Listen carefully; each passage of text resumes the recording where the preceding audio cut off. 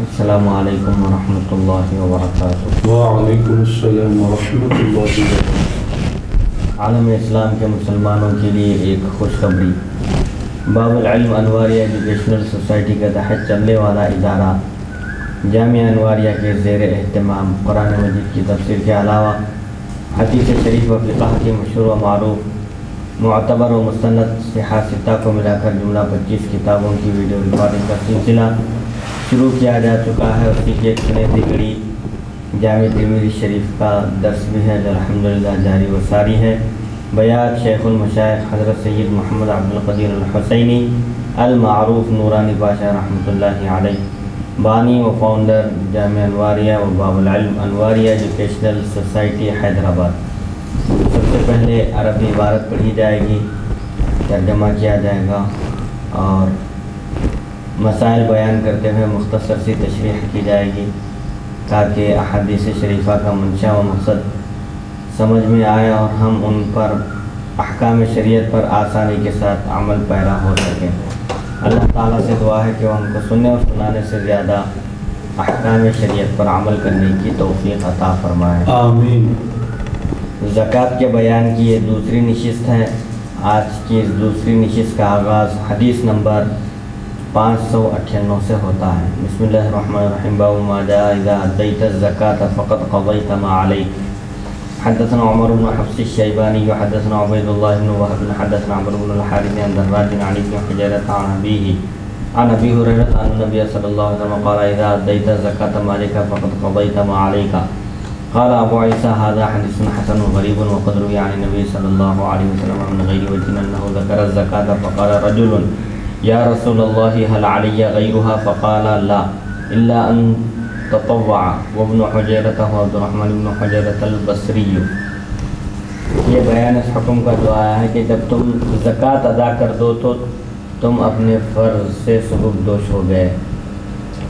اگر کوئی شخص اپنے مال کی زکوٰۃ ادا کر دے تو اس کی ذمہ داری ختم ہو جاتی ہے، فرض ادا ہو جاتا ہے اور مزید اس کو کچھ دینے کی ضرورت نہیں ہے۔ بحیثیت فرض اس کی ذمہ داری ادا ہو جاتی ہے۔ حضرت ابو ہریرہ رضی اللہ عنہ سے روایت ہے، نبی اکرم صلی اللہ علیہ وسلم نے ارشاد فرمایا جب تم اپنے مال کی زکوٰۃ دے دو تو تم نے اپنا فرض ادا کر دیا، جو تم پر ذمہ داری تھی، جو فرض عائد کیا گیا تھا وہ فرض ادا ہو گیا۔ امام ترمذی فرماتے ہیں یہ حدیث حسن غریب ہے اور کئی سندوں سے حضرت صلی اللہ علیہ وسلم سے مروی ہے کہ آپ نے زکوٰۃ کا ذکر فرمایا تو ایک شخص نے عرض کیا یا رسول اللہ صلی اللہ علیہ وسلم کیا اس کے علاوہ بھی مجھ پر فرض ہے؟ آپ نے فرمایا نہیں، البتہ یہ کہ تم نفل صدقات دو۔ ابن حجیرہ کا نام عبد الرحمن بن حجیرہ بصری ہے۔ مطلب یہ ہے کہ زکوٰۃ جو فرض ہوتی ہے، سونے کا نصاب ہو یا چاندی کا نصاب ہو یا روپیہ پیسہ ہو یا تجارت کا مال ہو، مال تجارت ہو اور تجارت مقصود ہو تو اس میں زکوٰۃ فرض ہوتی ہے۔ سونے کا نصاب، چاندی کا نصاب بیان کیا گیا۔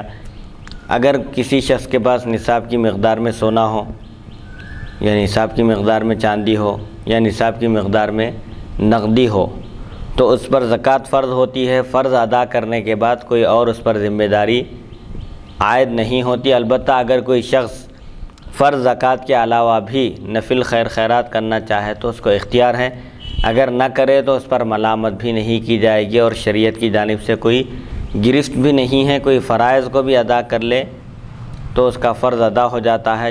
بحیثیت فرض جتنی ذمہ داری اس پر عائد ہوتی ہے اتنی ذمہ داری بھی اگر وہ پوری کر لے تو قیامت کے دن اس سے مواخذہ نہیں ہوگا۔ قرآن مجید کی ایک آیت ہے نا مفتی صاحب کہ اللہ تعالیٰ اس میں ارشاد فرماتا ہے کہ زکوٰۃ کے علاوہ بھی مالوں میں دوسرے لوگوں کا حق ہے، یعنی اللہ کا حق ہے یا غریب فقراء مساکین یا رشتےداروں کا حق ہے، بلکہ کوئی ایک آیت ہے قرآن مجید وہ مال غنیمت مال فیکہ ہے، اس کا سے تعلق نہیں ہو، وہ الگ ہے۔ وہ زکوٰۃ کا جو نظام ہے اسلام میں اور زکوٰۃ کے جو احکام ہیں، زکوٰۃ اسلام کا ایک بنیادی رکن ہے اور صاحب نصاب پر فرض ہے۔ اگر کسی کے پاس جتنی زکوٰۃ فرض ہوتی ہے اتنی زکوٰۃ وہ ادا کر دے تو کیا اس کے بعد بھی اس سے مطالبہ کیا جائے گا اور دینے کا؟ تو اس سے مطالبہ نہیں کیا جائے گا، بلکہ مثال کے طور پر کسی کے پاس 1 کروڑ روپے ہے 1 کروڑ کی زکوٰۃ ہوتی ہے 2.5 لاکھ روپے، 2.5 لاکھ روپے اگر وہ ادا کر دے تو اس سے اور مزید مطالبہ نہیں کیا جائے گا خرچ کرنے کا۔ ہاں اس کے علاوہ اگر وہ 2.5 لاکھ کے علاوہ جتنی اس پر زکوٰۃ فرض ہوتی ہے اس کے علاوہ اگر خوش دلی سے اپنی طرف سے وہ صدقہ کرنا چاہے نفل تو اس کو اجر و ثواب تو ضرور ملے گا، لیکن عذر شرع اس پر پابندی نہیں ہے خرچ کرنے کے لیے اور دینے کے لیے۔ حدیث نمبر 599 حدثنا محمد بن اسماعیل حدثنا علی بن عبد الحمید الکوفی حدثنا سلیمان بن المغیرۃ عن ثابت عن انس قال كنا نتمنى ان يبتدي الاعرابي العاقل فيسأل النبي صلی اللہ علیہ وسلم ونحن عنده فبينا نحن كذلك اذا اتاه اعرابي فجثى بين يدي النبي صلی اللہ علیہ وسلم فقال يا محمد ان رسولك اتانا فزعم لنا انك تزعم ان الله ارسلك فقال النبي صلی اللہ علیہ وسلم نعم قال فبالذي رفع السماء وبسط الارض ونصب الجبال الله ارسلك فقال النبي صلی اللہ علیہ وسلم نعم قال فإن رسولك زعم لنا انك تزعم ان علينا 5 صلوات في اليوم والليلة فقال النبي صلی اللہ علیہ وسلم نعم قال فبالذي ارسلك الله امرك بهذا قال نعم قال فإن رسولك زعم لنا انك تزعم ان علينا صوم شهر في السنة فقال النبي صلی اللہ علیہ وسلم صدق قال فبالذي ارسلك الله امرك بهذا فقال النبي صلی اللہ علیہ وسلم نعم قال فإن رسولك زعم لنا انك تزعم ان علينا في اموالنا الزكاة فقال النبي صلی اللہ علیہ وسلم صدق قال فبالذي ارسلك الله امرك بهذا قال النبي صلی اللہ علیہ وسلم نعم قال ان رسولك زعم لنا انك تزعم ان علينا الحج الى بيت الله من استطاع اليه سبيلا فقال النبي صلی اللہ علیہ وسلم نعم قال فبالذي ارسلك الله امرك بهذا قال نعم فقال والذي بعثك بالحق لا أدع منهن شيئا ولا أجاوزهن ثم وثب فقال النبي صلی اللہ علیہ وسلم ان صدق الاعرابي دخل الجنة فقال وعيسى هذا حديث حسن غريب من هذا الوجه وقد روي من غير هذا الوجه عن انس عن النبي صلی اللہ علیہ وسلم سمعت محمد بن اسماعیل يقول قال بعض اهل الحديث فقه هذا الحديث ان القراءة على العالم والعرض عليه جائز مثل السماع واحتج بان العربي عرض على النبي صلی اللہ علیہ وسلم فاقر به النبي صلی اللہ علیہ وسلم۔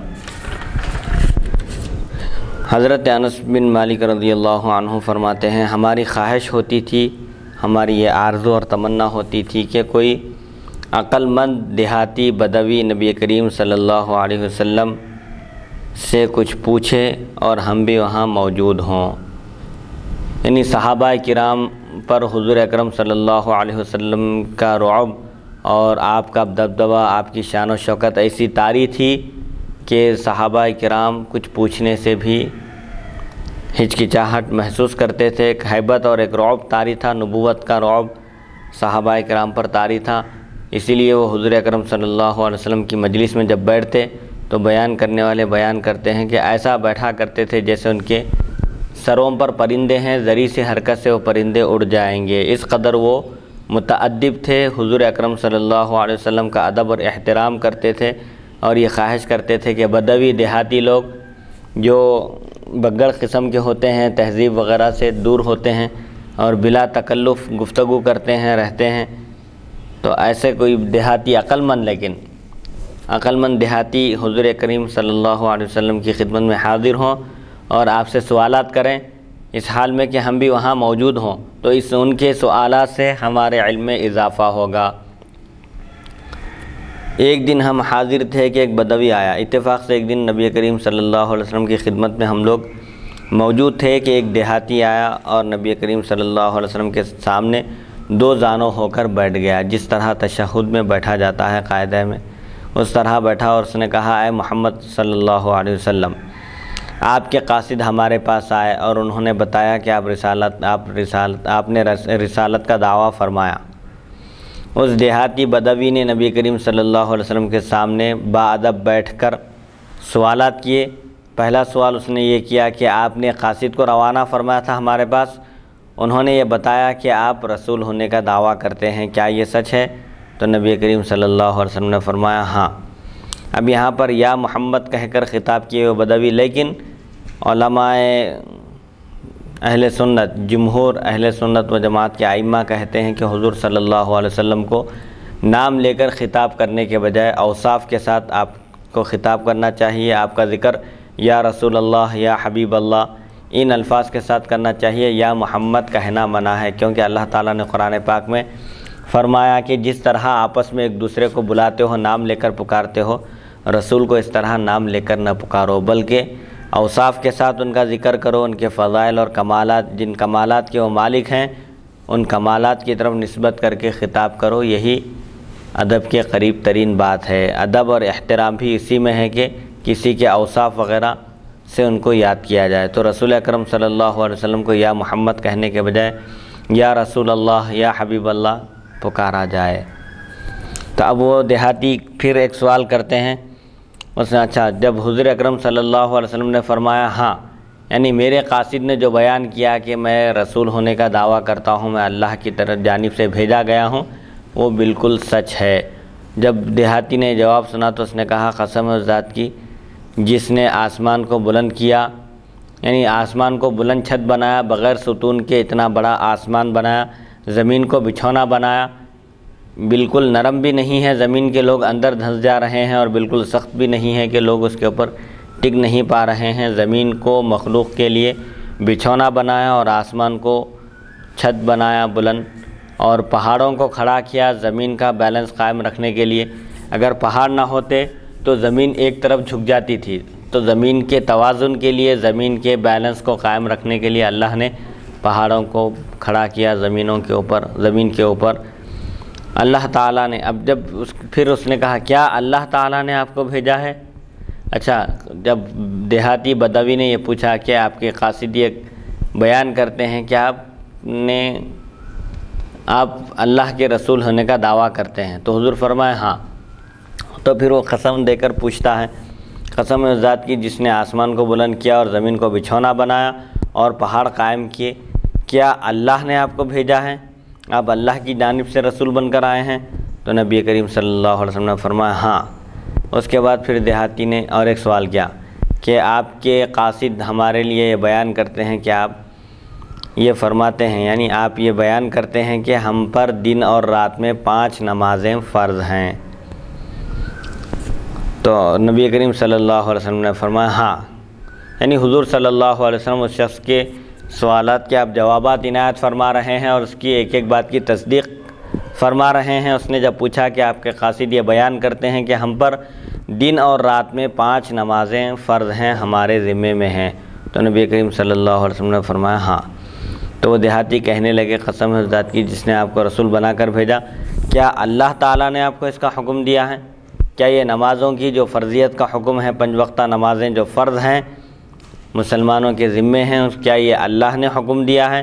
تو آپ صلی اللہ علیہ وسلم نے فرمایا ہاں، یہ اللہ ہی کا حکم ہے، مومنوں کو نماز قائم کرنے کا اللہ ہی نے حکم دیا ہے، دن و رات میں 5 وقتہ نمازیں فرض ہیں۔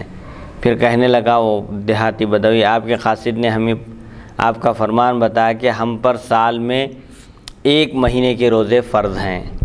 آپ کے قاصد جو آپ کی جانب سے بھیجے گئے ہیں ہمارے پاس، وہ یہ بھی بیان کرتے ہیں کہ ہم پر سال میں 1 مہینے کے روزے فرض ہیں، کیا یہ درست ہے؟ تو نبی کریم صلی اللہ علیہ وسلم نے فرمایا ہاں، یعنی وہ قاصد نے سچ کہا، قاصد صادق ہیں، سچے ہیں، انہوں نے جو بیان کیا کہ سال میں 1 مہینے کے روزے تم پر فرض ہیں، وہ بالکل درست ہے۔ اس نے کہا اچھا اس دیہاتی نے کہا اس ذات کی قسم جس نے آپ کو رسول بنا کر بھیجا، کیا اللہ تعالیٰ نے آپ کو اس کا حکم دیا ہے؟ روزوں کی فرضیت کا جو حکم ہے یہ بھی اللہ کا حکم ہے، اللہ نے دیا ہے حکم؟ تو آپ صلی اللہ علیہ وسلم نے فرمایا ہاں۔ پھر کہنے لگے وہ دیہاتی بدوی آپ کے قاصد نے ہمیں آپ کا یہ ارشاد بھی بتایا کہ ہمارے مالوں میں ہم پر زکوٰۃ فرض ہے۔ یہ اصل عنوان سے تعلق رکھتا ہے، یہ جملہ زکوٰۃ کا بیان ہے۔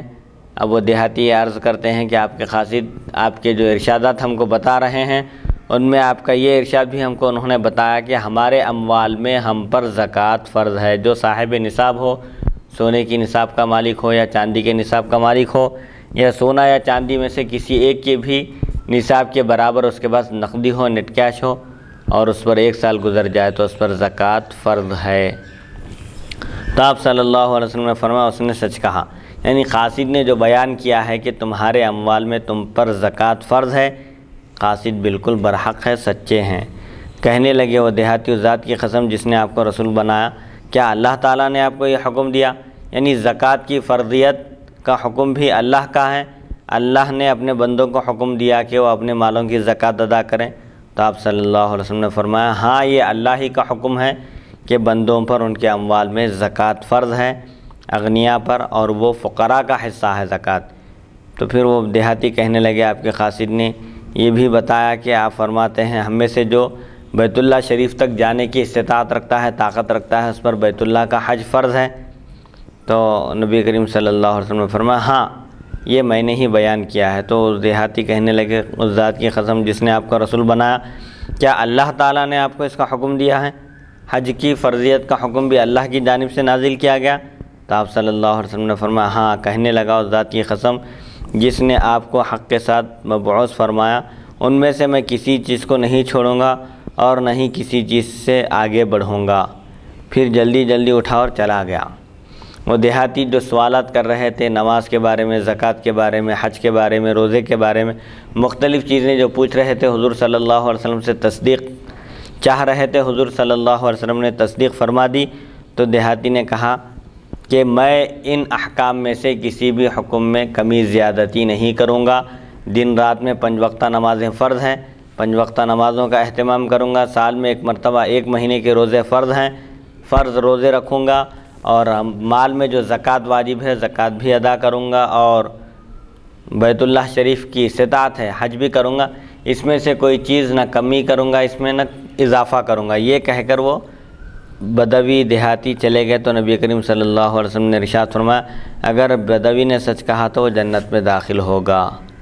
اگر یہ بدوی سچا ہے اپنے بیان میں، اپنے قول میں، کہ وہ ان احکام میں سے کسی میں بھی کوتاہی نہیں کرے گا، کسی میں نہ زیادتی کرے گا، نہ کمی کرے گا، نہ اضافہ کرے گا، اگر یہ سچا ہے اپنے اس قول میں تو ضرور جنت میں داخل ہوگا۔ امام ترمذی فرماتے ہیں حدیث سند سے حسن غریب ہے۔ اس کے علاوہ بھی حضرت انس رضی اللہ عنہ سے مروی ہے۔ امام ترمذی فرماتے ہیں میں نے امام بخاری سے سنا، فرماتے ہیں بعض علماء حدیث نے اس حدیث سے فقہی مسئلہ استنباط فرمایا، فقہی مسئلہ نکالا کہ عالم کے سامنے سماع کے طریقے پر پڑھنا اور پیش کرنا جائز ہے، اور دلیل یہ دی کہ اعرابی نے نبی کریم صلی اللہ علیہ وسلم پر پیش کیا اور آپ نے اس کا اقرار کیا۔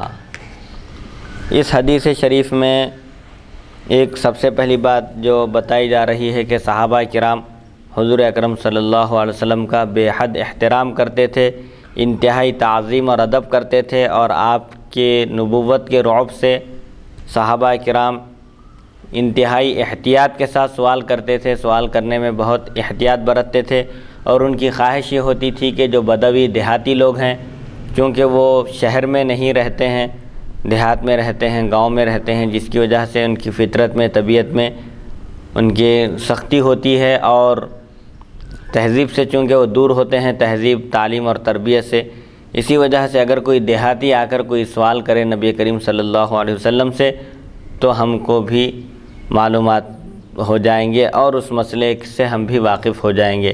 تو صحابہ یہ خواہش کرتے تھے کہ کوئی عقل مند دیہاتی آئے اور حضور صلی اللہ علیہ وسلم سے سوالات کرے تو ہمارے بھی علم میں اضافہ ہوگا۔ اس سے صحابہ کا ایک تو ادب بھی معلوم ہوتا ہے، اور دوسرے علم کی حرص بھی معلوم ہوتی ہے کہ ان کی خواہش ہوتی تھی کہ کوئی عقل مند دیہاتی بدوی آئے اور حضور صلی اللہ علیہ وسلم سے سوالات کرے، دین کی معلومات حاصل کرے، تو اس کے ساتھ ہم کو بھی معلومات ہو جائیں گے، اور اس کی معلومات کے ساتھ ہماری معلومات میں بھی اضافہ ہوگا۔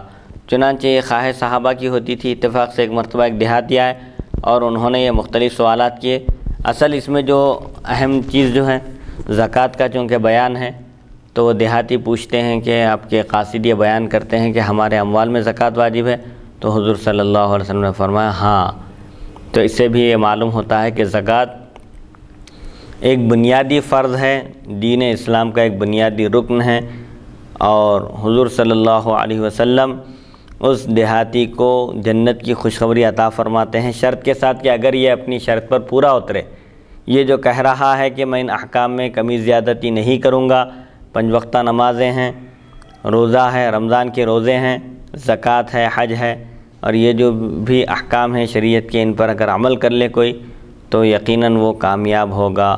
اور ایک مسئلہ جو محدثین کرام نے استنباط کیا کہ یہ دیہاتی حضور صلی اللہ علیہ وسلم کے سامنے سوالات کر رہے ہیں، پیش کر رہے ہیں، دن رات میں 5 وقتہ نمازیں فرض ہیں اور سال میں 1 مہینے کے روزے فرض ہیں، تو حضور صلی اللہ علیہ وسلم اقرار بھی کر رہے ہیں ہاں یہ جو ہمارے قاصد بیان کر رہے ہیں یہ بالکل برحق ہے، درست ہے۔ تو اسی سے محدثین نے ایک مسئلہ یہ مستنبط کیا، یہ مسئلہ نکالا کہ اگر شاگرد استاذ کے سامنے احادیث شریفہ یا کوئی بھی دین کا احکام پڑھ کر سنائے اور استاذ تصدیق کر دے تو یہ صورت بھی جائز ہے۔ محدثین کے پاس مختلف صورتیں ہیں، ایک تو حدیث بیان کرنے کا طریقہ یہ ہے کہ استاذ پڑھے اور شاگرد سنے، تحدیث ہے یہ، اور ایک طریقہ یہ ہے کہ شاگرد پڑھے اور استاذ سنے۔ دونوں طریقوں میں کون سا بہتر ہے؟ استاذ پڑھے اور شاگرد سنے، طلبہ سنے، یا طلبہ میں سے کوئی ایک پڑھے اور پورے طلبہ اور استاذ سنے؟ تو بعض حضرات فرماتے ہیں کہ استاذ پڑھے اور طلبہ سنے یہ بہتر ہے، اور بعض محدثین کے نزدیک بہتر یہ ہے کہ طالب علم پڑھے اور استاذ سنے۔ تو ایسی صورت میں استاذ کی پوری توجہ ہوتی ہے، اگر طالب علم سے کہیں غلطی واقع ہو جاتی ہے تو استاذ اس کی اصلاح کر سکتے ہیں۔ جبکہ استاذ کے پڑھنے میں ایک امکان یہ ہے کہ استاذ پڑھے تو وہ درست پڑھتا ہے لیکن طلباء کی توجہ کبھی کتاب کی طرف نہیں ہوتی، جس کی وجہ سے عبارت اور نفس مضمون ان کے ذہن سے نکل جا سکتا ہے۔ اسی لیے اخبار کا جو طریقہ ہے، جیسے یہاں بدوی کا طریقہ تھا، حضور صلی اللہ علیہ وسلم سے دونوں طریقے بھی ثابت ہیں، آپ بیان کرتے تھے، صحابہ سنتے تھے۔ کبھی صحابہ بعض مسائل میں، جیسا کہ ایک طویل حدیث ہے جس میں ایک صحابی، ایک دیہاتی بدوی آ کر حضور صلی اللہ علیہ وسلم کے سامنے یہ سب چیزیں بیان کرتے ہیں اور توثیق کرا لیتے ہیں۔ حضور صلی اللہ علیہ وسلم ان کے ان تمام مسائل کی تصدیق اور توثیق فرماتے ہیں اور فرماتے ہیں کہ یہ تم جو بیان کر رہے ہو یہ سب بالکل درست ہے۔ اس حدیث شریف سے یہ ایک بات کیا یہ بھی ثابت ہو رہی ہے مفتی صاحب کہ یہ جو صحابی رسول حضور اکرم صلی اللہ علیہ وسلم کی بارگاہ میں ہر حدیث پیش کرنے سے پہلے کہ آپ کے قاصد نے یہ پیغام، یہ حدیث ہم تک پہنچائی ہے، کیا یہ صحیح ہے؟ تو بار بار جو ہے وہ قسم کھا کر جو ہے عرض کر رہے ہیں کیا یہ صحیح ہے، آپ فرمائیے۔ تو کیا اس سے یہ مسئلہ ثابت ہو رہا ہے کہ کوئی دین کی اہم بات اگر ہو یا اس کے علاوہ بھی اگر کوئی اہم بات ہو تو اس پر قسم دلا کر پوچھی جا سکتی ہے؟ جی، کیونکہ اس زمانے میں ایسے ذرائع نہیں تھے اب جیسے موجودہ زمانے میں ہے۔ چاند کے نظر آنے کی اطلاع مل گئی آپ کو ٹی وی پر، اخبار میں، تو کیا اس کی مزید تصدیق کے لیے دوسروں سے پوچھا جاتا ہے؟ نہیں پوچھا جاتا۔ اب وہ جو صحابی آ کر پوچھتے ہیں قاصد کے بارے میں کہ آپ کے قاصد ایسا ایسا بیان کر رہے ہیں، ان کو شک نہیں تھا ان کے بارے میں، وہ تو اسلام قبول کر چکے تھے، لیکن صرف مزید تصدیق کے لیے، اطمینان قلب کے لیے، جیسا کہ حضرت ابراہیم علیہ السلام نے اللہ تعالیٰ سے عرض کیا تھا کہ ارینی کیف تحیی الموتیٰ، تو مردوں کو کیسے زندہ کرتا ہے مجھے بتا، میں دیکھنا چاہتا ہوں۔ تو اللہ تعالیٰ کیا فرمایا؟ قال اولم تؤمن، ایمان نہیں ہے کیا تم کو میرے مردوں کو زندہ کرنے پر؟ تو حضرت ابراہیم علیہ السلام نے عرض کیا بلا کیوں نہیں، لیکن اطمینان قلب کے لیے، یعنی دیکھنے کے بعد کی جو کیفیت ہوتی ہے وہ ایک الگ قسم کی کیفیت ہوتی ہے، اس لیے میں صرف دیکھنا چاہتا ہوں، اطمینان قلب کے لیے میں نے یہ عرض کیا۔ تو اسی طرح انہوں نے بھی یہاں پر اطمینان قلب کے لیے حضور صلی اللہ علیہ وسلم کی خدمت میں ان مسائل کو، ان احکام کو رکھا اور تصدیق چاہیے، تو حضور صلی اللہ علیہ وسلم نے تصدیق فرما دی اور فرمایا کہ قاصد جو بیان کیے ہیں وہ بالکل برحق ہے، سچ ہے، اور یہ شرعی احکام ہیں، اسلام کے بنیادی ارکان ہیں۔ اگر کوئی بنیادی ارکان پر بھی عمل پیرا ہو جائے تو اس کے لیے خوشخبری ہے کہ اللہ تعالیٰ اس کو اپنے فضل و کرم سے جنت میں داخل کرے گا۔ کم سے کم فرائض کا تو اہتمام یہ انتہائی ایک مسلمان کے لیے لازم ہے، ضروری ہے، کوئی فرض اس سے چھوٹنے نہ پائے، کیونکہ قیامت کے دن سب سے پہلے فرائض کا حساب کتاب ہوگا۔ سب سے پہلے قیامت کے دن نماز کے بارے میں پوچھا جائے گا، اور نماز میں بھی فرائض کو دیکھا جائے گا۔ اللہ تعالیٰ پہلے فرض نمازوں کا حساب کرے گا، اگر فرض نمازوں میں کمی ہو تو اللہ تعالیٰ فرمائے گا کہ دیکھو میرے بندے کے کچھ نوافل بھی ہیں کیا، اگر نوافل ہوں اس کے ساتھ سنن ہوں، سنتیں ہوں، چاہے مؤکدہ ہوں یا غیر مؤکدہ، تو ان سنتوں کے ذریعے، اگر وہ سنتیں ہوں اور نوافل ہوں تو نوافل اور سنتوں کے ذریعے فرض میں جو کمی رہ گئی ہے اس کمی کو پورا کیا جائے گا۔ تو اب اس سے ایک بات یہ معلوم ہوتی ہے کہ صرف فرض ادا کرنے سے انسان نجات نہیں پا سکتا، بلکہ فرائض کے ساتھ نوافل اور سنتوں کا بھی اہتمام کرے، کیونکہ ایسا ہو ہی نہیں سکتا کہ ایک انسان ہو اور اسے ایک آدھ نماز نہ چھوٹ جائے۔ ہو سکتا ہے کہ کسی سے نماز چھوٹ جائے، سفر میں ہو یا حضر میں، کبھی غفلت ہو جائے، کبھی نیند لگ جائے، کچھ بھی ہو سکتا ہے، اور اس کے بعد پھر اس کے ذہن سے وہ چیز نکل جائے۔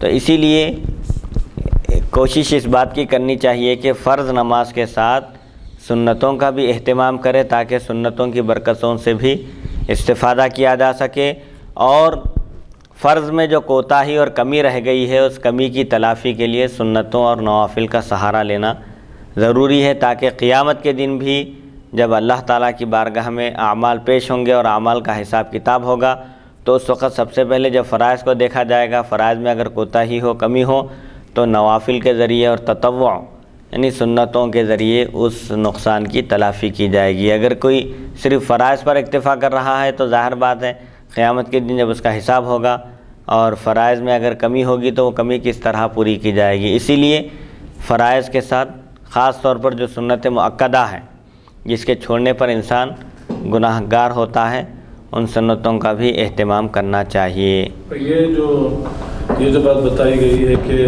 وہ صحابی رسول بدوی یا محمد انہوں نے نام لے کر ذکر کیا ہے، جبکہ قرآن مجید میں اللہ تعالیٰ ارشاد فرماتا ہے کہ حضور کو ان کے اوصاف سے جو ہے حضور کو یاد کیا جائے نام کے بجائے، تو ادب یہاں پر اللہ تعالیٰ اپنے بندوں کو سکھا رہے ہیں۔ تو اب کوئی اس حدیث کو دلیل بنا کر ایک بات یہ ہو سکتی ہے یہاں پر کہ کوئی بھی اس حدیث کو دلیل بنانے سے پہلے یہ دیکھا جائے گا کہ جس آیت میں یا محمد کہہ کر پکارنا منع ہے اس سے پہلے کا یہ واقعہ ہے، ایک بات ہو گئی۔ اور دوسری بات، اللہ تعالیٰ جو اس آیت میں فرماتا ہے کہ تم رسول کے پکارنے کو آپس میں ایک دوسرے کے پکارنے کی طرح نہ قرار دو مطلب اس کے مفسرین نے بیان کیے ہیں۔ ایک عام انسان کسی ایک عام آدمی کو بلائے اور وہ اس کا جواب نہ دے تو کوئی مواخذہ، کوئی گرفت نہیں ہے، لیکن رسول بلائیں اور جواب نہ دیں تو وہ نافرمانی میں شمار ہوگا۔ رسول کی پکار اللہ کی پکار ہے، رسول کا بلانا اللہ کا بلانا ہے۔ قرآن پاک میں اللہ تعالیٰ سورہ انفال میں فرماتا ہے اعوذ باللہ من الشیطان الرجیم یا ایھا الذین آمنوا استجیبوا للہ وللرسول اذا دعاکم، اے ایمان والو تم اللہ اور اس کے رسول کی پکار کا جواب دو جب وہ تم کو بلائیں۔ تو رسول بلائے تھے ایک صحابی کو، نماز میں تھے، فوراً جلدی اختصار کے ساتھ نماز پڑھ کر انہوں نے حضور صلی اللہ علیہ وسلم کی بارگاہ میں حاضری دی۔ تو حضور صلی اللہ علیہ وسلم نے پوچھا کہ میں نے تم کو بلایا تو تم نے جواب کیوں نہیں دیا؟ تو انہوں نے عرض کیا کہ میں نماز میں تھا۔ تو حضور فرمایا کیا تم اللہ تعالیٰ کی قرآن کی آیت نہیں پڑھے، کلام الہی کی، کہ اے ایمان والو جب اللہ اور اس کے رسول تم کو بلائیں تو فوراً جواب دو اللہ اور اس کے رسول کا۔ کیوں؟ اس لیے کہ رسول حیات بخشتے ہیں، تم کو زندگی عطا کرتے ہیں، اور زندگی کی جو رونق اور شان و شوکت ہے وہ رسول اکرم صلی اللہ علیہ وسلم کی پکار کے جواب دینے میں ہے۔ تمہاری دنیاوی زندگی بھی ان سے وابستہ ہے اور اخروی زندگی بھی ان سے وابستہ ہے۔ حالانکہ اللہ نے آیت میں دونوں کا ذکر کیا، اپنا اور اپنے رسول کا، لیکن فرماتا ہے اللہ اور اس کے رسول کی پکار کا جواب دو جب وہ دونوں بلائے نہیں ہیں، اذا دعواکم نہیں ہے، اذا دعاکم ہے، جب رسول تم کو بلائیں۔ تو بتانا مقصد یہ ہے کہ رسول کا بلانا دراصل وہ اللہ کا بلانا ہے۔ اسی لیے فرض نماز میں بھی اگر حضور کسی کو بلاتے اور وہ نماز توڑ کر جانا ان کے لیے واجب تھا، اور پھر جہاں سے چھوڑ دیے تھے نماز وہیں سے ادا کر سکتے ہیں۔ سبحان اللہ، یہ صرف حضور اکرم صلی اللہ علیہ وسلم کی خصوصیت ہے کہ اگر کوئی فرض نماز بھی پڑھ رہے ہیں اور آپ طلب فرمائیں، ان کو یاد فرمائیں، تو ان کے لیے ان پر یہ واجب ہے کہ وہ نماز کو ختم کر دیں، وہیں چھوڑ دیں اور حضور صلی اللہ علیہ وسلم کی خدمت میں حاضر ہوں۔ یہ بھی نماز ہی کی حالت میں ہے، آنا اور جانا بھی، پھر جہاں سے چھوڑ دیے تھے نماز وہیں سے مکمل کر سکتے ہیں۔ تو اس سے فقہا یہ بھی مسئلہ مستنبط کیے کہ اگر کوئی شخص نماز پڑھ رہا ہے اور وہ فرض نماز ہے، والدین اس کو پکاریں، والدین کو علم نہ ہو کہ وہ نماز پڑھ رہا ہے اور وہ نماز کی حالت میں ہی اس کو پکاریں، تو فرض نماز میں جواب نہیں دینا ہے، نماز مکمل کر لے کے اختصار کے ساتھ اس کے بعد جواب دینا ہے۔ البتہ اگر نفل ہو، سنت پڑھ رہا ہو یا نفل پڑھ رہا ہو اور والدین پکاریں اور اس کو اس بات کا یقین ہو، کیفیت سے واقف ہو والدین کی کہ بلانے پر اگر نہ جائے تو ناراض ہو جاتے ہیں، تو ایسی صورت میں فقہاء کرام نفل نماز کو توڑنے کی اجازت دیے ہیں۔ البتہ اگر ناراض نہیں ہوتے ہیں تو نفل کو بھی نہیں توڑنا چاہیے، بلکہ نماز مکمل کر کے ان کی خدمت میں پہنچنا چاہیے۔ حدیث نمبر 600 باب ما جاء فی زکاۃ الذهب والورق۔ حدثنا محمد بن عبد الملك بن ابي شوارب حدثنا ابو عوانة عن ابي اسحاق عن عاصم بن ضمرة عن علي قال قال رسول الله صلى الله عليه وسلم قد عفوت عن صدقة الخيل والرقيق فهاتوا صدقة الرقة من كل 40 درهم وليس في 90 و100 شيء فإذا بلغت 200 ففيها 5 دراهم۔ وفي الباب عن ابي بكر الصديق وعمر بن حزم قال وإسحاق روى هذا الحديث الأعمش وأبو عوانة وغيرهما عن ابي اسحاق عن عاصم بن ضمرة عن علي وروى سفيان الثوري وابن عيينة وغير واحد عن ابي اسحاق عن الحارث عن علي قال سألت محمد بن اسماعيل عن هذا الحديث فقال كلاهما عندي صحيح عن ابي اسحاق يحتمل ان يكون عنهما جميعا۔ سونے اور چاندی کی زکوٰۃ کا بیان۔ سونا اور چاندی چاہے کسی بھی شکل میں ہو، خواہ تجارت کے لیے ہو یا تجارت کے لیے نہ ہو، استعمال کے لیے ہو، تب بھی اس میں زکوٰۃ فرض ہے۔ اس کی تفصیلات پہلی نشست میں گزر چکی ہیں، اور عورتوں کے پاس بھی جو سونا ہوتا ہے، سونا ہو یا چاندی، نصاب کی مقدار میں ہو تو عورتوں پر زکوٰۃ فرض ہے۔ اب چاہے عورت ادا کرے یا شوہر ادا کرے، بہرحال کوئی بھی ادا کرے زکوٰۃ ادا ہو جاتی ہے۔ لیکن یہ نہیں سمجھنا چاہیے کہ زیور استعمال کا ہے، اس پر زکوٰۃ کیوں فرض ہے۔ دو خواتین حضور صلی اللہ علیہ وسلم کی خدمت میں حاضر ہوئی تھیں، ان کے ہاتھ میں سونے کے کنگن تھے، تو حضور صلی اللہ علیہ وسلم نے ان سے پوچھا کیا تم ان کی زکوٰۃ ادا کرتی ہو تم دونوں؟ تو انہوں نے عرض کیا نہیں۔ تو حضور صلی اللہ علیہ وسلم نے فرمایا کہ سونا ہو اور زکوٰۃ ادا نہ کرے تو اللہ تعالیٰ قیامت کے دن آگ کے کنگن پہنائے گا۔ تم دونوں کو سونے کے بجائے اگر اس کی زکوٰۃ ادا نہیں کرو گے تو آگ کے کنگن پہنائے جائیں گے۔ اللہ اکبر۔ تو اب سونے اور چاندی کی زکوٰۃ کا بیان ہے کہ سونے کا نصاب کیا ہے اور چاندی کا نصاب کیا ہے۔ پہلی نشست میں تفصیلات گزر چکی ہیں۔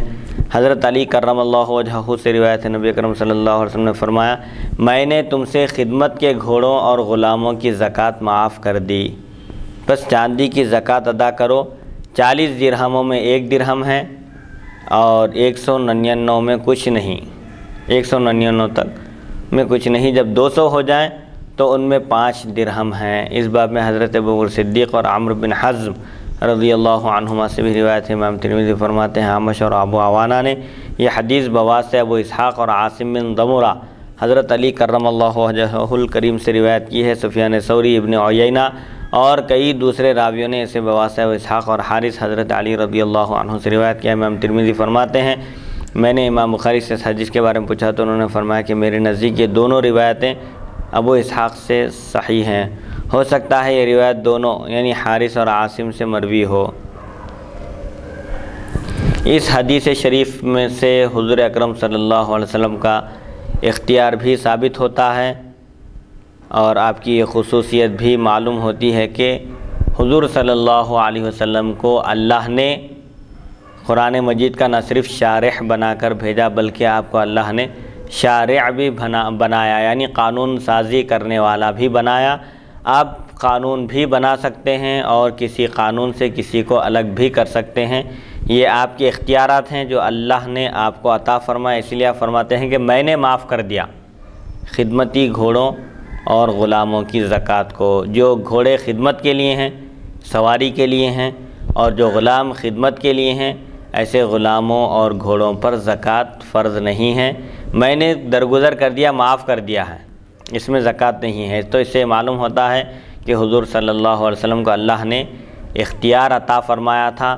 آپ کسی حکم کو اگر فرض قرار دینا چاہیں تو اس کا بھی آپ کو اختیار ہے، کسی چیز سے اگر کسی کو روکنا چاہیں تو اس کا بھی اختیار ہے۔ جیسا کہ اس سے پہلے کی بھی نشستوں میں عرض کیا جا چکا ہے کہ کسی بھی مومن کے لیے 4 نکاح کی اللہ نے اجازت دی ہے، بشرطے کہ عدل و انصاف کیا جائے، انصاف کے دامن کو ہاتھ سے چھوڑا نہ جائے۔ ایسی صورت میں 4 نکاح کیے جا سکتے ہیں، لیکن حضور صلی اللہ علیہ وسلم نے حضرت علی رضی اللہ عنہ کو فاطمہ رضی اللہ عنہا کی موجودگی میں دوسرا نکاح کرنے سے منع کر دیا۔ حال ہی میں حضرت فاطمہ رضی اللہ عنہا کے مناقب میں ایک روایت گزری کہ ایک قبیلے کے لوگ ابو لہب کی بیٹی کا رشتہ غالباً حضرت علی رضی اللہ عنہ کے لیے انہوں نے پیش کیا۔ حضور کی خدمت میں جب یہ بات پیش کی گئی تو آپ صلی اللہ علیہ وسلم غضبناک ہو گئے اور فرمایا کہ حبیب اللہ اور عدو اللہ کی بیٹیاں جمع نہیں ہو سکتی۔ حضور صلی اللہ علیہ وسلم اللہ کے حبیب ہیں، اللہ کے محبوب ہیں، اور ابو لہب اللہ کا دشمن ہے۔ حضور فرمایا کہ حضرت علی رضی اللہ عنہ اگر ان سے نکاح کرنا چاہیں تو صرف ایک ہی صورت ہے، وہ یہ کہ وہ فاطمہ رضی اللہ عنہا کو طلاق دے دیں اور ابو لہب کی بیٹی سے نکاح کریں۔ تو اس وقت رک گئے آپ۔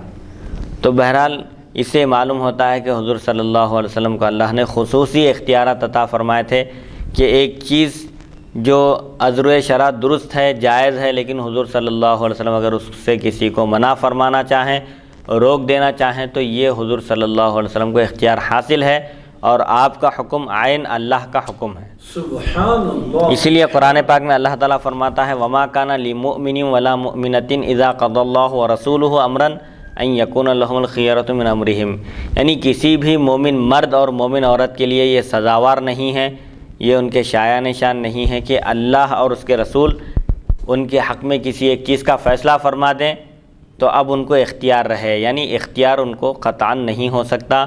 اللہ اور اس کے رسول کا جو حکم ہے قطعی ہے اور اس میں چون چرا کی گنجائش نہیں ہے۔ ایک مومن کی شناخت اور اس کی پہچان اور کمال ایمان یہی بتایا گیا ہے کہ حضور صلی اللہ علیہ وسلم کو حکم بنائیں اور آپ کے فیصلے کو دل و جان سے قبول کریں اور دل میں تنگی محسوس نہ کریں، چاہے فیصلہ ہمارے حق میں ہو یا ہمارے خلاف ہو۔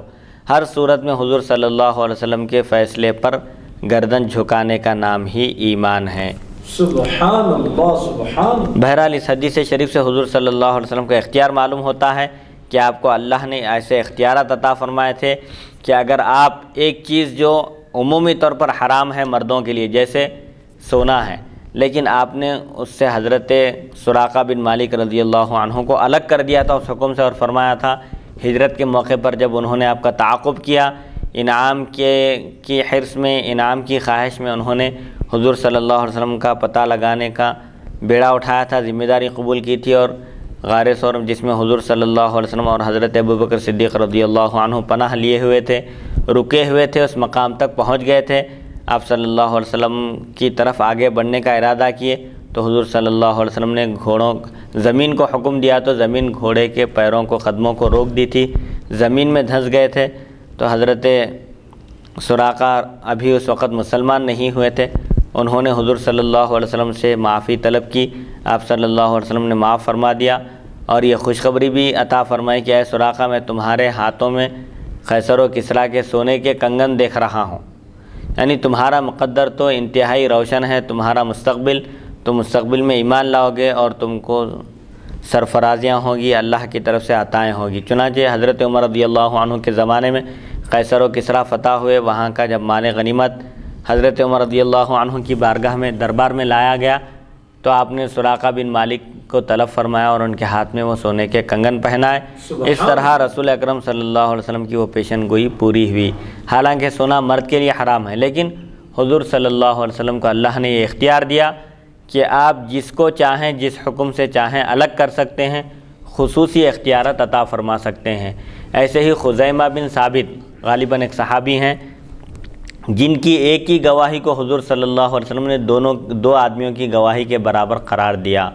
وہ بھی ایک واقعہ ہے کہ ایک مرتبہ حضور صلی اللہ علیہ وسلم ایک یہودی سے اونٹ خریدے، معاملہ طے ہو گیا، حضور صلی اللہ علیہ وسلم قیمت ادا کر دیے۔ جب اونٹ حوالے کرنے کا جب یہودی سے مطالبہ کیے تو یہودی نے انکار کر دیا اور کہا کہ میں نے تو آپ کے ساتھ کوئی معاملہ کیا ہی نہیں، خرید و فروخت کا معاملہ ہمارے درمیان ہوا ہی نہیں، اگر ہوا ہے تو پھر کوئی گواہ پیش کیجیے۔ تو حضور صلی اللہ علیہ وسلم فرمایا کہ میرا تم سے جب معاملہ ہوا یہاں کوئی موجود نہیں تھے، اور گواہی دینے کے لیے گواہ کا موجود ہونا ضروری ہے، عین واقعے کے وقت اس کا موجود ہونا اور اپنی آنکھوں سے دیکھنا ضروری ہے، جبکہ ہمارے اور تمہارے درمیان جو معاملہ ہوا ہے اس وقت کوئی موجود نہیں تھے۔ اس وقت حضرت خزیمہ بن ثابت رضی اللہ عنہ بھی وہاں پہنچ گئے، صحابہ بھی جمع ہو گئے اور خزیمہ بن ثابت رضی اللہ عنہ بھی وہاں پہنچے، اور انہوں نے جب پورا واقعہ سنا تو انہوں نے کہا کہ میں گواہی دیتا ہوں کہ رسول اللہ صلی اللہ علیہ وسلم نے اس یہودی سے اس اونٹ کو خریدا ہے اور قیمت ادا کر دی۔ تو حضور صلی اللہ علیہ وسلم نے خزیمہ سے پوچھا کہ اے خزیمہ تم کس طرح گواہی دیتے ہو، حالانکہ تم اس وقت موجود نہیں تھے؟ تو انہوں نے عرض کیا کہ آپ نے بتایا کہ اللہ ایک ہے، اس کا کوئی شریک نہیں، وہی عبادت کے لائق ہے، تو ہم نے تصدیق کی، حالانکہ ہم نے اللہ کو نہیں دیکھا۔ آپ آسمان کی خبریں بیان فرماتے ہیں، جنت اور دوزخ کا ذکر کرتے ہیں اور عالم ملکوت کا ذکر کرتے ہیں، لیکن کبھی ہم آپ سے دلیل طلب نہیں کیے، آپ کی ایک ایک بات کی ہم تصدیق کرتے چلے گئے۔ جب آسمانی باتوں کی ہم تصدیق کر سکتے ہیں تو پھر زمین پر پیش آنے والے واقعات کی ہم تصدیق کیوں نہیں کر سکتے؟ تو حضور صلی اللہ علیہ وسلم نے ان کو یہ اعزاز عطا فرمایا کہ خزیمہ جس کے حق میں گواہی دے دیں، اکیلے کافی ہیں، یعنی جہاں پر دو گواہوں کی ضرورت ہے، اگر وہاں پر خزیمہ رضی اللہ عنہ اکیلے گواہی دیں تو وہ دو گواہوں کے قائم مقام سمجھے جائیں گے اور ان کی گواہی کی بنیاد پر فیصلہ کیا جا سکتا ہے۔ یہ خصوصی اختیار صرف خزیمہ بن ثابت رضی اللہ عنہ کو حضور نے عطا فرمایا، یہ بھی آپ کا اختیار ہے، کوئی دوسرے نہیں کر سکتا ایسا کہ ایک کی گواہی دو کے برابر ہے۔ حضرت ابوبکر صدیق رضی اللہ عنہ تو تمام صحابہ میں افضل ہیں، لہٰذا ان کی گواہی بھی دو کے قائم مقام ہونا چاہیے، ایسا نہیں کہا جا سکتا۔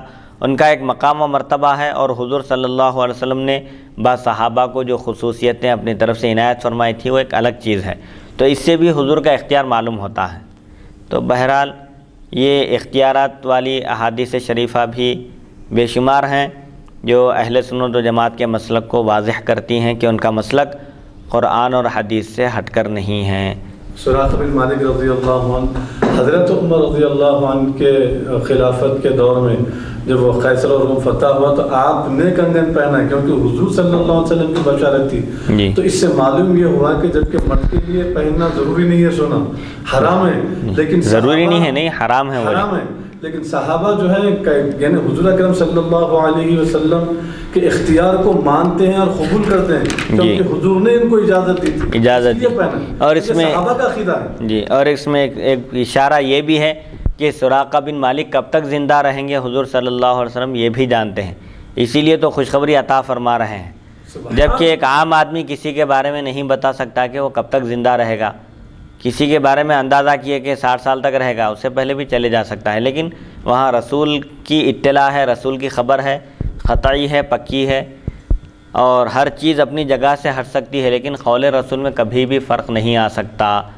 جیسا کہ معراج کے موقع پر بھی آپ نے عرب کے ایک قافلے کی آپ نے اطلاع دی تھی اور فرمایا تھا کہ سورج کے غروب ہونے سے پہلے وہ قافلہ مکے میں داخل ہوگا۔ سب لوگ سورج کی طرف دیکھ رہے تھے، ادھر سورج غروب ہو رہا ہے اور قافلہ ابھی تک نہیں آیا، لیکن جب تک قافلہ مکے میں داخل نہیں ہوا سورج نہیں ڈوبا اس وقت تک۔ یعنی حضور صلی اللہ علیہ وسلم جو فرماتے ہیں حقیقت میں وہ اللہ کی جانب سے وحی ہوتی ہے۔ وما ينطق عن الهوى ان هو الا وحی یوحی، اللہ تعالیٰ خود فرماتا ہے کہ محبوب اپنی خواہش سے کچھ نہیں کہتے اپنی طرف سے، بلکہ جو کچھ بھی وہ فرماتے ہیں وہ وحی الہی ہے۔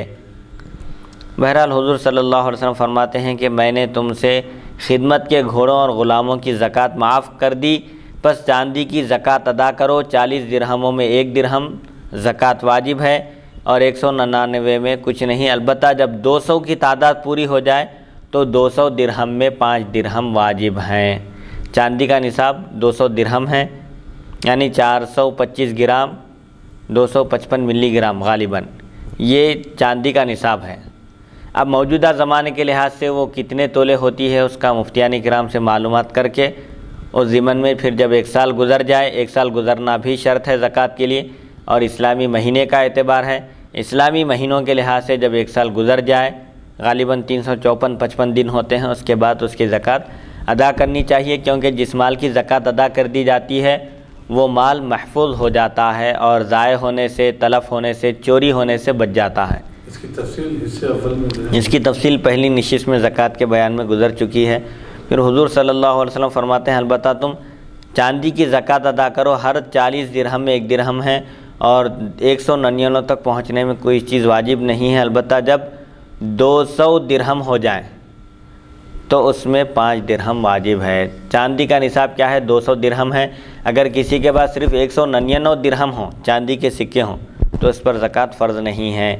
پہلی نشست میں اس بات کی بھی وضاحت ہو چکی ہے کہ اگر کسی کے پاس سونا بھی نصاب کی مقدار میں نہیں ہے، چاندی بھی نصاب کی مقدار میں نہیں ہے، لیکن سونے اور چاندی کو اگر ضم کر دیا جائے اور یہ شمار کیا جائے کہ یہ پورا سونا ہے یا پوری چاندی ہے، کوئی ایک نصاب مکمل ہو جاتا ہے، سونے کو اگر ہم تھوڑی دیر کے لیے چاندی تصور کر لیں تو چاندی کا نصاب مکمل ہو جاتا ہے، تو پھر اس حساب سے اس پر زکوٰۃ فرض ہو جاتی ہے۔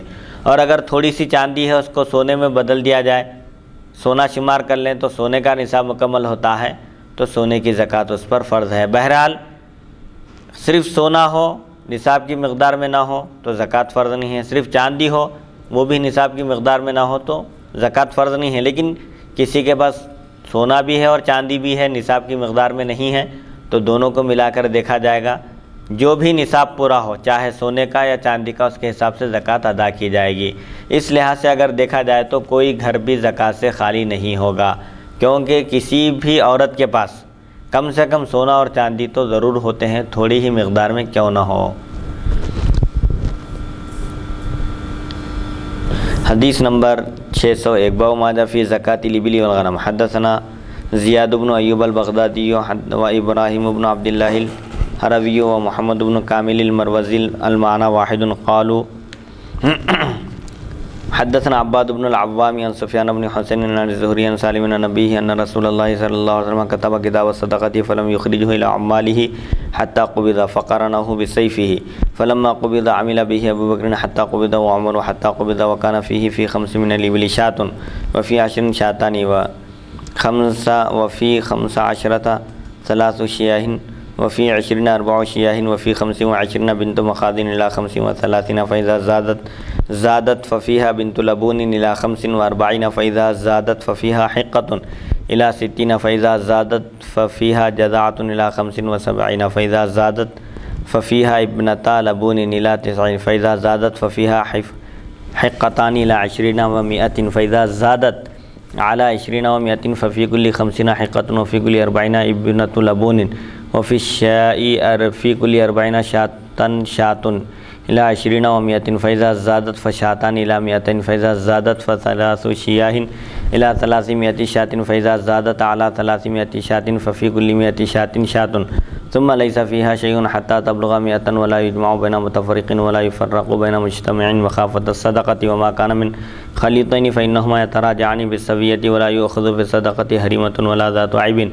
وقال الزهري إذا جاء المصدق قسم الشاء ثلاث خيار ثلث خيار ثلث أوساط وثلث شرار وأخذ المصدق من الوسط ولم يذكر الزهري البقرة. وفي الباب عن أبي بكر الصديق وبهز بن حكيم عن أبيه عن جده وأبي ذر وأنس قال وسا حديث ابن عمر حديث حسن والعمل على هذا الحديث عند عامة الفقهاء وقد روى يونس بن يزيد وغير واحد عن الزهري عن سالم هذا الحديث ولم يرفعوه وإنما رفعه سفيان بن حسين. اونٹ اور بکری کی زکوٰۃ کا بیان۔ کتنے اونٹ پر زکوٰۃ واجب ہے اور اونٹوں کی تعداد جب بڑھتی جائے تو کیا صورت ہے اور بکریوں کا کیا نصاب ہے؟ 40 بکریوں میں ایک بکری واجب ہے، تفصیل آ رہی ہے 120 تک صرف ایک بکری ہے، 120 کے اوپر جب بڑھ جائے تو پھر 2 بکریاں واجب ہے۔ حضرت سالم اپنے والد حضرت عبداللہ بن عمر رضی اللہ عنہما سے روایت کرتے ہیں نبی اکرم صلی اللہ علیہ وسلم نے صدقے کے بارے میں کتاب لکھی۔ آپ نے یہ کتاب اپنے عمال کی طرف نہیں بھیجی تھی کہ آپ کا وصال ہو گیا۔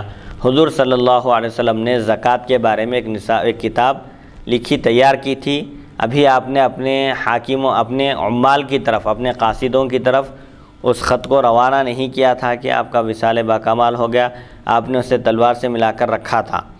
آپ کے وصال کے بعد حضرت سیدنا صدیق اکبر رضی اللہ عنہ نے اس پر عمل کیا، اس کتاب میں جو احکام ہیں ان احکام پر عمل کیا۔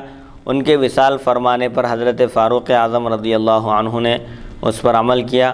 وہ تحریر کیا تھی جو حضور صلی اللہ علیہ وسلم نے اپنے وصال باکمال سے پہلے لکھی تھی اور اپنے قاصدوں کا آپ نے ابھی روانہ نہیں فرمایا تھا کہ آپ کا وصال باکمال ہو گیا؟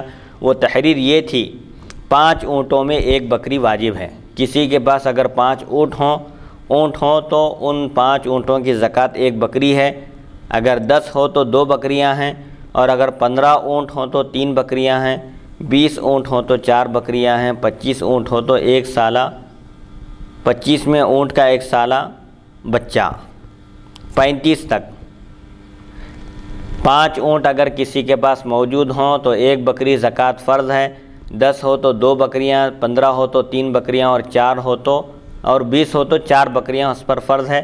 البتہ اگر اونٹوں کی تعداد 25 ہو جائے تو پھر ایسی صورت میں 25 اونٹوں کی زکوٰۃ ایک سالہ اونٹ کا بچہ دیا جائے گا زکوٰۃ میں۔ کہاں تک؟ یہ 35 تک ہے، 25 سے 35 تک کی جو تعداد ہے اس میں اونٹ کا ایک سالہ بچہ زکوٰۃ دینا فرض ہے۔ اس سے زیادہ پر 45 تک 2 سالہ بچہ، اس سے زیادہ پر 3 سالہ، یہاں تک کہ 60 ہو جائیں، اس سے زائد پر 75 تک ہوں تو ان پر اونٹ کا 4 سالہ بچہ، اس سے زائد پر 90 تک 1 سالہ 2 اونٹ، اس سے زائد 120 تک میں 2 سالہ 2 اونٹ، اس سے اوپر ہر 50 میں ایک 3 سالہ اونٹ اور ہر 40 میں 2 سالہ اونٹ۔ 40 بکریوں میں ایک بکری فرض ہے، 120 تک ہے یہ۔ 40 سے لے کر 120 تک اگر کسی کے پاس بکریاں ہوں 120 کے درمیان تک تو اس پر جو زکوٰۃ فرض ہوتی ہے سال میں ایک مرتبہ ایک بکری فرض ہوتی ہے۔ اس سے اوپر 200 تک میں 2 بکریاں ہیں۔ 121 سے لے کر 199 تک 200 کی تعداد مکمل ہونے تک 2 بکریاں ہیں۔ 120 تک سے اوپر تک 200 میں 2 بکریاں ہیں، اس سے زائد 300 بکریوں میں 3 بکریاں ہیں، پھر ہر 100 میں 1 بکری ہے، 100 سے کم میں کچھ نہیں۔ زکوٰۃ کے ڈر سے متفرق مال کو الگ الگ مال کو جمع نہ کیا جائے اور جمع شدہ مال میں تفریق نہ کی جائے، 2 شریکوں کا حصہ برابر تقسیم کیا جائے، زکوٰۃ میں بوڑھی اور عیبدار بکری نہ لی جائے۔ امام زہری فرماتے ہیں زکوٰۃ لینے والا، جس کو شرعی اصطلاح میں عامل کہتے ہیں، بکریوں کو 3 حصوں میں تقسیم کر دے، یعنی اعلیٰ درجے کی بکریاں، اوسط درجے کی بکریاں اور ادنیٰ درجے کی بکریاں، اور وصول کرتے وقت اوسط درجے میں سے وصول کرے۔ زہری نے گائے کا ذکر نہیں کیا۔ اس باب میں حضرت ابوبکر صدیق، بہز بن حکیم بواسطہ والد اپنے دادا سے، ابو ذر اور انس رضی اللہ عنہم سے بھی روایت مذکور ہے۔ امام ترمذی فرماتے ہیں ابن عمر رضی اللہ عنہما کی حدیث حسن ہے اور اکثر فقہا کا اس پر عمل ہے۔ یونس بن یزید اور کئی دوسرے راویوں نے اسے بواسطہ زہری حضرت سالم سے موقوف روایت کیا ہے۔ سفیان بن حسین نے مرفوع روایت نقل کی ہے۔ بہرحال اس حدیث شریف میں اونٹوں کا اور بکریوں کا نصاب بتایا جا رہا ہے کہ اگر کسی کے پاس 5 اونٹ ہوں اور ان پر ایک سال گزر جائے تو 5 اونٹوں میں 1 بکری زکوٰۃ واجب ہے۔ 10 اونٹوں میں 2 بکریاں ہیں، 15 اگر اونٹ ہوں تو 3 بکریاں ہیں، اور 20 اگر اونٹ ہوں تو 4 بکریاں زکوٰۃ میں دینا فرض ہے، 20 سے 24 تک۔ اور اگر 25 اونٹ ہوں کسی کے پاس تو 25 اونٹوں کے لیے 1 سالہ اونٹ کا بچہ زکوٰۃ دی جائے گی۔ 25 اونٹوں میں 1 سالہ اونٹ کے بچے کی زکوٰۃ فرض ہے۔ 25 اونٹوں کی زکوٰۃ کیا ہے؟ 1 سالہ اونٹ کا بچہ، اس سے زیادہ پر 45 تک 2 سالہ بچہ، نہیں 35 تک ایک ہے، 36 سے لے کر 45 کے درمیان جو تعداد ہے وہاں تک اونٹ کے 2 بچے دینا ہے، 1 سالہ 2 سالہ بچہ دینا ہے ایک اونٹ کا، یعنی 5 اونٹوں پر 1 بکری، 10 اونٹوں پر 2 بکریاں، 15 اونٹوں پر 3 بکریاں اور 20 اونٹوں پر 4 بکریاں، اور 25 اونٹ اگر ہو جائیں تو 1 سالہ اونٹ کا بچہ، 25 سے لے کر 35 تک۔ اب جب تعداد 36 ہو جائے اونٹوں کی تو اونٹ کا 2 سالہ بچہ دینا زکوٰۃ میں فرض ہے، اس سے زیادہ پر 3 سالہ۔ 45 کے اوپر اگر تعداد ہو جائے اونٹوں کی 60 تک، 45 سے لے کر 60 کے درمیان اگر اونٹوں کی تعداد ہو تو وہاں پر کیا ہوگا؟ 3 سالہ اونٹ کا بچہ زکوٰۃ دینا فرض ہے۔ کہاں تک؟ 60 تک۔ پھر 60 سے لے کر 75 تک کی تعداد اگر ہو جائے اونٹوں کی تو ان پر اونٹ کا 4 سالہ بچہ، جس کو فقہ کی اصطلاح میں وہ بنت لبون، بنت مخاض، حقہ، جزعہ ہے۔ تو یہ جو تفصیل بتائی جا رہی ہے حضور صلی اللہ علیہ وسلم نے تحریر میں لکھ کر رکھا تھا، اور اپنے عمال کی طرف اس خط کو روانہ کرنے کا آپ کو موقع نہیں ملا، آپ کا وصال با کمال ہو گیا، آپ کی تلوار کے ساتھ وہ خط رکھا ہوا تھا۔ ابوبکر صدیق رضی اللہ عنہ نے اس پر عمل کیا، آپ کے بعد حضرت عمر رضی اللہ عنہ نے بھی ان احکام پر عمل کیا۔ وہ احکام کیا تھے؟ اس میں یہ لکھا ہوا تھا کہ اگر کوئی 5 اونٹوں کا مالک ہو اور ان پر 1 سال گزر جائے تو 1 بکری زکوٰۃ دینا فرض ہے، اگر اونٹوں کی تعداد 10 ہو تو 2 بکریاں، اور اگر 15 ہو تو 3 بکریاں، اور 20 ہو تو 4 بکریاں، اور اگر کسی کے پاس 25 اونٹ ہو تو 1 سالہ اونٹ کا بچہ، جس کو اصطلاح میں بنت لبون کہا جاتا ہے۔ बिनते मखास कहा जाता है, 1 साला ऊँट का बच्चा। ये कहाँ तक? 25 से लेकर 35 तक। अब जब 35 के ऊपर हो जाए, यानी जब ऊँटों की तादाद 36 हो जाए, तो उसमें बिनते लबून देना है, यानी 2 साला ऊँट का एक बच्चा। 36 ऊँटों में ज़कात फ़र्ज़ है। 36 से कहाँ तक है ये तादाद? 59 तक। 60 तक जब पहुँच जाएगी ये तादाद, उस वक़्त तक 2 साला ऊँट का बच्चा रहेगा। लेकिन जब 60 हो जाए, 60 के ऊपर से 74 तक जब पहुँच जाए ऊँटों की तादाद, तो उसमें 3 साला बच्चा ऊँट का ज़कात में देना फ़र्ज़ है। और उससे ज़्यादा 75 तक हों तो उन पर ऊँट का 4 साला बच्चा, यानी 75 जब हो जाएँ ऊँटों की तादाद 75 तक जब पहुँच जाए, तो उनकी ज़कात क्या है? 4 साला ऊँट देना फ़र्ज़ है। हर साल एक 4 साला ऊँट ज़कात में देना फ़र्ज़ है। ये 75 से 90 तक।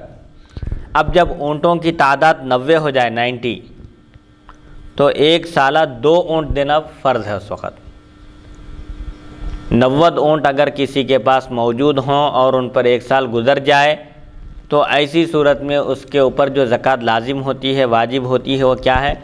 2 ऊँट देना 1 साल के रहना हो, 1 साल से कम के नहीं होना। उससे ज़ायद 120 तक में, यानी अब ये 90 से लेकर 119 तक यही है तादाद।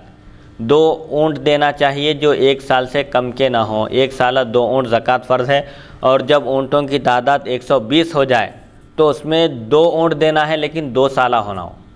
अगर किसी के पास 120 ऊँट मौजूद हों, तो उस पर जो ज़कात फ़र्ज़ होती है 1 साल गुज़रने के बाद, वो है 2 ऊँट 2 साला, 2 साल के होना चाहिए वो 2 ऊँट।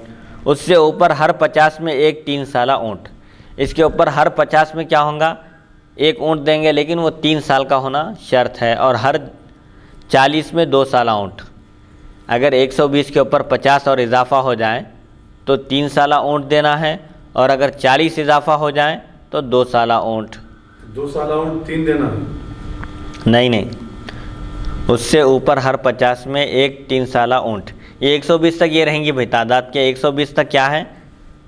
1 साला 2 ऊँट 90 पर था ना, उससे ज़ायद 120 में 2 साला 2 ऊँट है। ये 2 साल के 2 ऊँट है। उसके अलावा अब 120 के ऊपर अगर जा रही है तादाद, तो उससे ऊपर हर 50 में, जब भी 120 के ऊपर एक 50 का इजाफा हुआ, फिर 50 का हुआ, तो हर 50 में एक 3 साला ऊँट देना वाजिब है। जैसा कि इससे पहले आया था ना, 36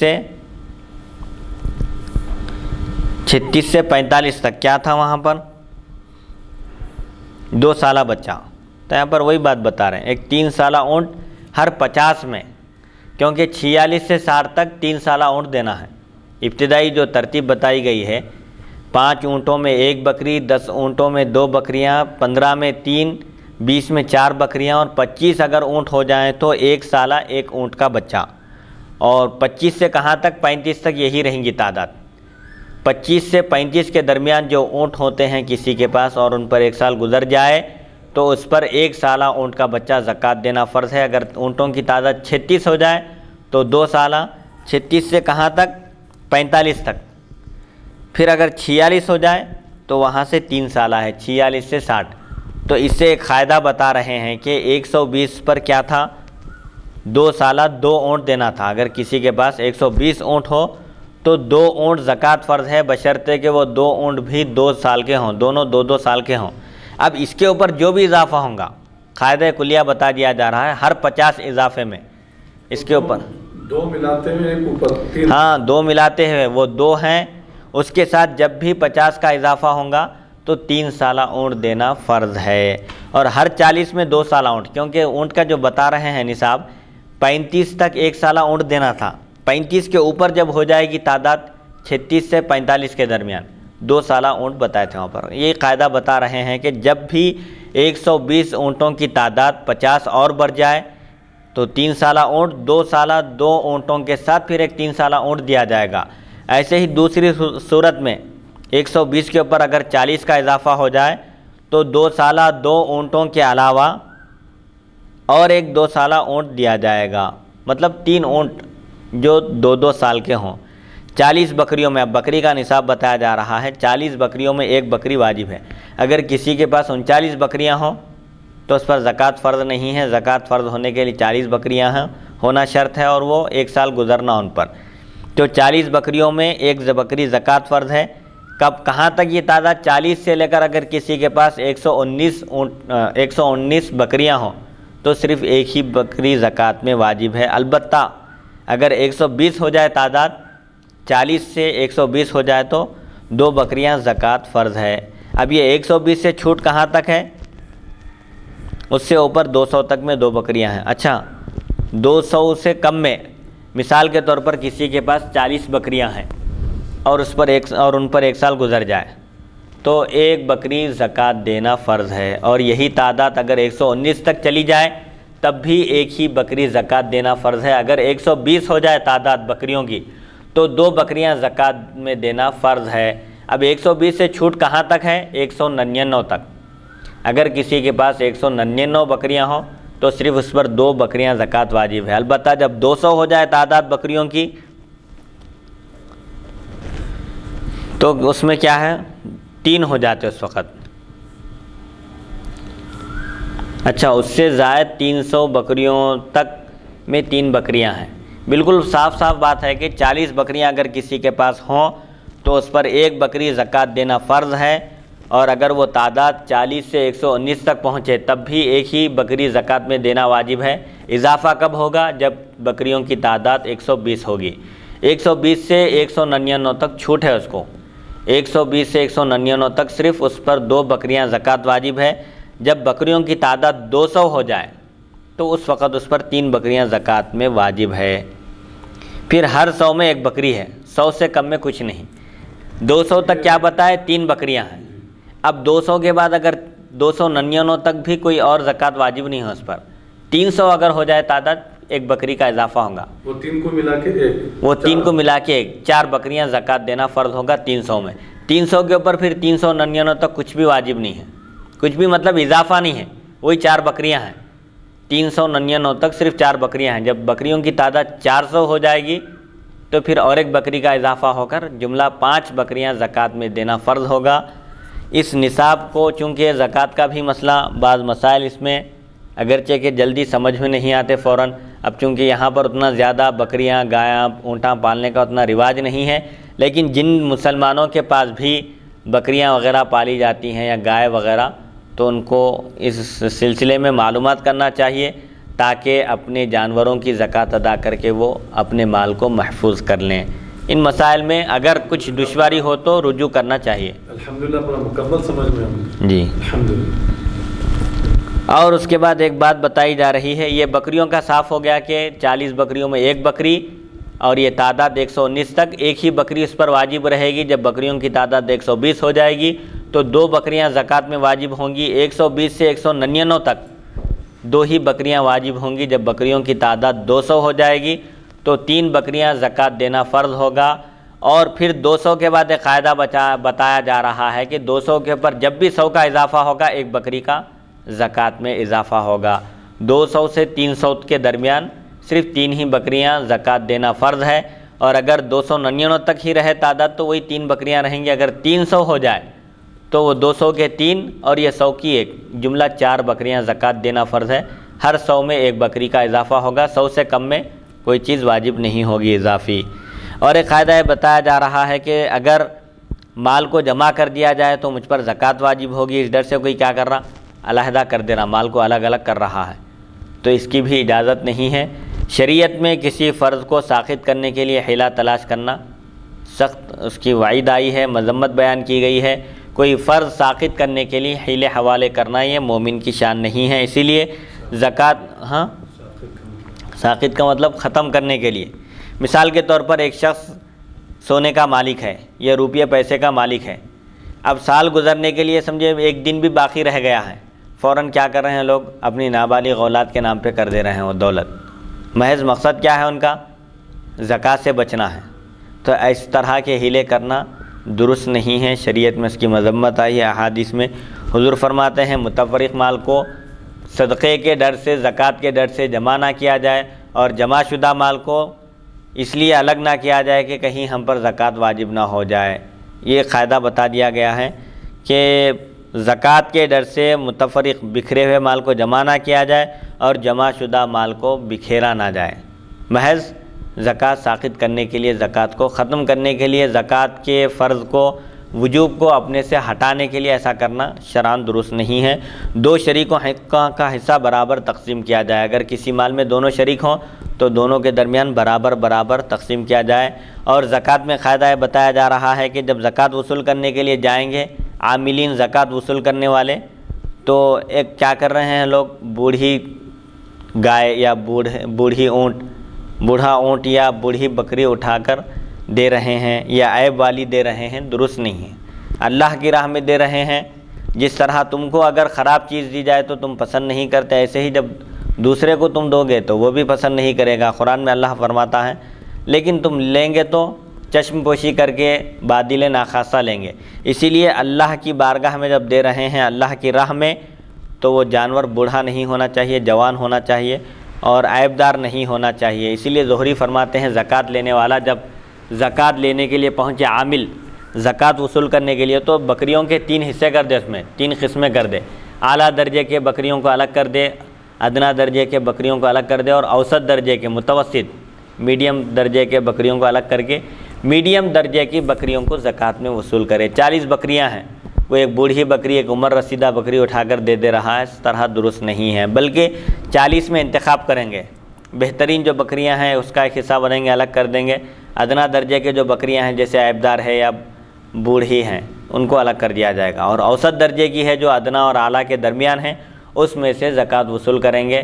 اس پر ظلم بھی نہیں کریں گے زکوٰۃ دینے والے پر کہ اعلیٰ درجے کی بکریاں لا رہے ہیں اس کے پاس سے زکوٰۃ میں، یا ادنا درجے کی، یہ دونوں بھی نہیں ہوں گا، بلکہ درمیانی درجے کی بکری زکوٰۃ میں لی جائے گی۔ سبحان اللہ۔ اور چوتھے بارے کی آیت مبارکہ بھی شروع ہو رہی ہے۔ جی، تم اس وقت تک نیکی کو نہیں پا سکتے جب تک کہ اپنی پسندیدہ چیز کو اللہ کی راہ میں قربان نہ کرو۔ جی، یہی بہرحال، اور اللہ کو اعتدال پسند ہے، درمیانی چیز ہر چیز میں۔ اسی لیے اللہ نے قرآن پاک میں بنی اسرائیل کی بھی گائے کا ذکر فرمایا، تو فرمایا کہ وہ گائے ایک دم بوڑھی بھی نہیں ہونا اور ایک دم جوان بھی نہیں ہونا، بلکہ درمیانی ہونا چاہیے، درمیانی عمر کی ہونی چاہیے۔ ایسے ہی جب مومنوں کے اوصاف اللہ نے بیان کیا، عباد الرحمن کے جو زمین پر نرمی کے ساتھ چلتے ہیں، جن کے یہ اوصاف ہیں، انہی اوصاف میں ایک اللہ نے ان کا ایک وصف یہ بیان کیا، والذین اذا انفقوا لم یسرفوا ولم یقتروا وکان بین ذلک قواما۔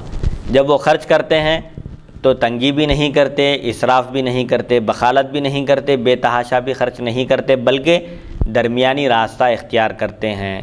سبحان۔ اور ایسے ہی نماز کے بارے میں بھی فرمایا کہ حضور صلی اللہ علیہ وسلم پر اللہ نے جب یہ آیت نازل فرمائی، قل ادعوا اللہ او ادعوا الرحمن ایما تدعوا فلہ الاسماء الحسنی ولا تجہر بصلاتک ولا تخافت بها وابتغ بین ذلک سبیلا۔ نماز میں جب قرآن پڑھو تو چیخ چیخ کر بھی نہ پڑھو زور سے، اور بالکل آہستہ بھی نہ پڑھو، بلکہ ان دونوں کے درمیان کا راستہ اختیار کرو۔ چنانچہ حضور صلی اللہ علیہ وسلم ایک مرتبہ رات کے وقت آپ کا گزر ہوا، حضرت ابوبکر صدیق رضی اللہ عنہ نماز پڑھ رہے تھے اور قرآن کی تلاوت آہستہ کر رہے تھے۔ حضور صلی اللہ علیہ وسلم نے قریب سے غور سے سنا کیا پڑھ رہے تھے۔ پھر آپ کا گزر حضرت عمر رضی اللہ عنہ کے پاس سے ہوا، حضرت عمر بھی نماز ادا کر رہے تھے اور زور زور سے قرآن کی تلاوت کر رہے تھے۔ حضور صلی اللہ علیہ وسلم نے دوسرے دن ابوبکر صدیق رضی اللہ عنہ سے پوچھا اور اپنا واقعہ بیان کیا کہ میں رات میں آپ کے پاس سے گزرا، آپ قرآن کی تلاوت کر رہے تھے نماز میں، لیکن بہت آہستہ پڑھ رہے تھے۔ آہستہ پڑھنے کی وجہ کیا تھی؟ تو انہوں نے عرض کیا ابوبکر صدیق رضی اللہ عنہ نے کہ میں اپنے رب سے مناجات کر رہا تھا، اور رب دل میں آنے والے خیال پر بھی جب مطلع ہوتا ہے تو ہم آہستہ پڑھیں تو وہ کیوں نہیں سنتا، جس طرح قریب کی سنتا ہے، دور کی بھی سنتا ہے، اور کوئی زور سے پڑھے تو بھی سنتا ہے، آہستہ پڑھے تو بھی سنتا ہے۔ میں تو اللہ سے سرگوشی کر رہا تھا، اس سے مناجات کر رہا تھا، اس لیے آہستہ پڑھ رہا تھا۔ حضرت عمر سے پوچھے، اے عمر تم زور زور سے کیوں پڑھ رہے تھے؟ تو آپ نے عرض کیا کہ میں شیطان کو بھگا رہا تھا اور سونے والوں کو جگا رہا تھا بلند آواز سے۔ تو حضور فرمائے کہ پہلے ابوبکر صدیق رضی اللہ عنہ سے فرمایا کہ اے ابوبکر اپنی آواز تھوڑی سی بلند کرو، اتنا آہستہ آواز میں بھی نہ پڑھو، اور حضرت عمر سے فرمایا کہ اپنی آواز کو تھوڑا سا پس کرو، اتنی بلند آواز سے نہ پڑھو، بلکہ دونوں کے درمیان کا راستہ اختیار کرو۔ تو اعتدال کی اس میں تعلیم ہے، ترغیب ہے اور اہمیت بھی۔ قرآن مجید میں بھی اللہ نے جگہ جگہ درمیانی اعتدال والے راستے کو بتایا، اور امت بھی حضور صلی اللہ علیہ وسلم کی معتدل ہے۔ سابقہ امتوں کے مقابلے میں اس امت میں ہر چیز میں توازن رکھا گیا ہے، بیلنسنگ ہے اور اعتدال ہے، اور یہی اللہ اور اس کے رسول صلی اللہ علیہ وسلم کو مطلوب ہے۔ الحمدللہ آج ہم حدیث نمبر 598 سے شروع کیے تھے آج کی دوسری نشست کا آغاز۔ الحمدللہ حدیث نمبر 601 پر آج کے درس کا اختتام ہوتا ہے۔ اللہ تعالیٰ سے دعا ہے کہ وہ ہم کو سننے اور سنانے سے زیادہ احکام شریعت پر عمل کرنے کی توفیق عطا فرمائے۔ وصلی اللہ تعالیٰ علی خیر خلقہ سیدنا محمد و آلہ و صحبہ اجمعین والحمدللہ رب العالمین۔